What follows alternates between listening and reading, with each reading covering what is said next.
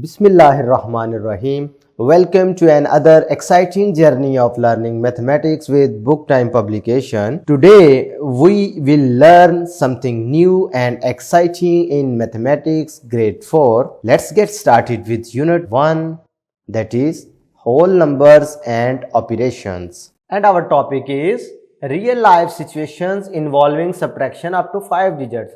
तो प्यारे बच्चों, आज हम सीखेंगे कि सब्ट्रैक्शन को अपनी रियल लाइफ सिचुएशंस को सॉल्व करने के लिए कैसे इस्तेमाल किया जाता है। तो स्टार्ट करते हैं एग्जांपल नंबर 5 से। Raheel has ₹58,750 in his bank account.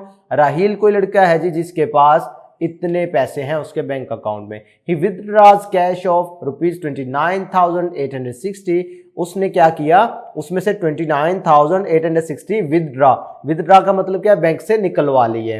How much amount left in his account now, तो लेफ्ट ने आपको बताया कि इधर सब्ट्रैक्शन अप्लाई होगी, यानी आपने ये फाइंड करना है कि टोटल इतने पैसे थे, उसमें से इतने पैसे हमने निकाल लिए तो बकाया कितने बच गए। बात समझ आ रही है। तो पता चला कि जब कभी भी आपने रिमेनिंग अमाउंट फाइंड करनी हो तो आप क्या अप्लाई करते हैं, सब्ट्रैक्शन करते हैं। इसका मतलब है इधर हमने क्या करना है, इधर हमने इस वाले नंबर से इस नंबर को सब्ट्रैक्ट करना है। क्लियर है। लो जी, टोटल अमाउंट जो थी वो हमने ऊपर लिख दी, जो अमाउंट विदड्रॉ किया वो हमने नीचे लिख दी और ऑपरेशन अप्लाई कर दिया इस पे सब्ट्रैक्शन का।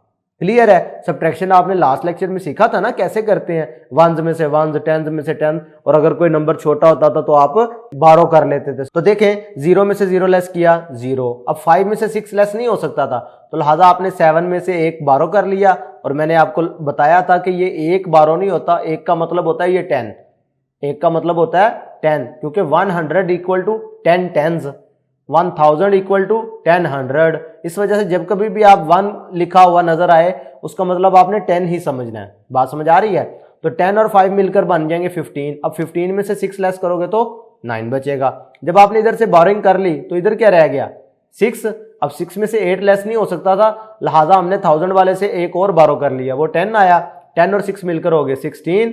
16 से 8 लेस किया तो 8 बच गया। जब इधर से बोरिंग की थी तो इधर रह गया 7। अब 7 से 9 लेस नहीं होता था, तो हमने क्या किया, 5 से एक बारो कर लिया, तो हमारे पास ये बन गया 17। 17 से 9 लेस किया तो बन गया 8। जब इधर से बोरिंग कर ली थी तो हमारे पास रह गया 4। 4 में से 2 लेस किया तो 2। पता चला कि राहील के पास अब कितने पैसे रह गए अकाउंट में, 28,890 रुपीज। बात समझ आ रही है। तो इधर से आपने अब बता देना कि हमें सब्ट्रैक्शन जो है रियल लाइफ में कैसे हेल्प करती है।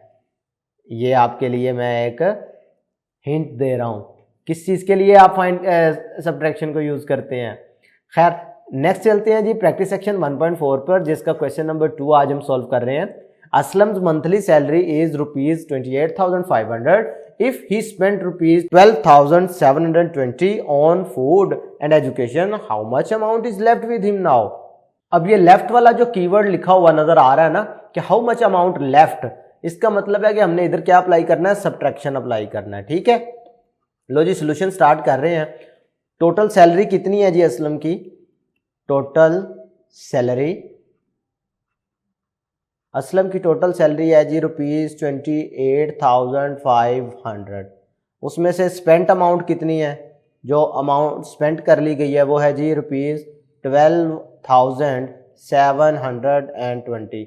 अब हमने फाइंड क्या करना है, हमने लेफ्ट अमाउंट फाइंड करनी है, जो भी रह गई है उसके लिए क्या अप्लाई करेंगे, सब्ट्रैक्शन अप्लाई करेंगे। तो 0 में से 0 सब्ट्रैक्ट किया 0। अब 0 में से 2 सब्ट्रैक्ट नहीं हो सकता, तो हम क्या करेंगे, इधर से बारो करेंगे, तो बारोइंग करने से ये बन जाएगा 10।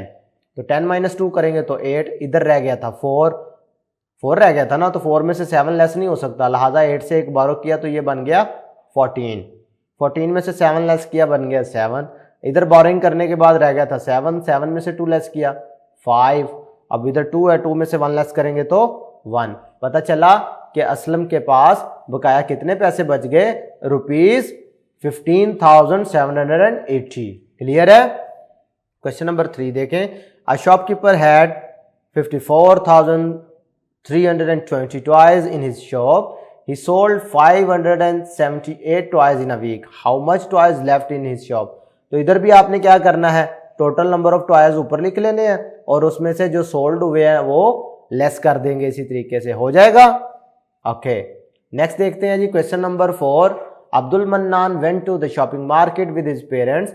अब्दुल मन्नान अपने वालिदैन के साथ शॉपिंग करने के लिए गया। He bought some items from the market, उसने उधर से कुछ चीज़ें खरीदी। ये आपके सामने एक इनवाइस नज़र आ रहा है ना, बिल कहेंगे उर्दू में, इनवाइस नज़र आ रहा है आपके पास। Abdul Mannan father gave ₹10,000 at the cash counter, how much money will he get back. भाई देखें 10,000 रुपया उन्होंने दिया, अब उसमें से उनको बकाया कितने पैसे बचे। तो फिर बच्चों उसके लिए आप क्या करेंगे, उन्होंने क्या क्या चीज़ें खरीदी हैं, कैप्स खरीदी हैं, नोटबुक्स खरीदी हैं, स्कूल बैग खरीदा और कुछ टॉयज़ खरीदे हैं जिनकी ये अलग-अलग से प्राइस लिखी हुई है।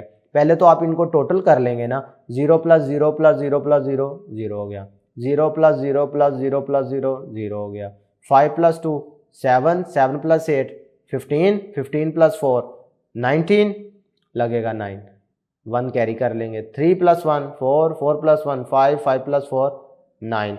पता चला कि उन्होंने कितनी इन्वेस्टमेंट की, कितने पैसे खर्च कर लिए, 9,900।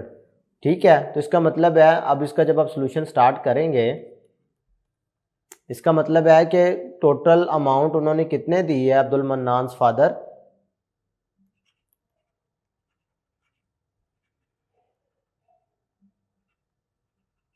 अब्दुल मन्नान फादर